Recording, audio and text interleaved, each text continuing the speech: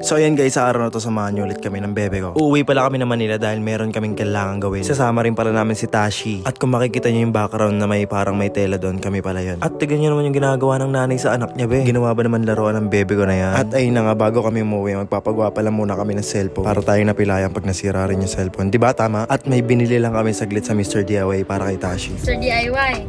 Wala lang. At ito na nga ang nangyari.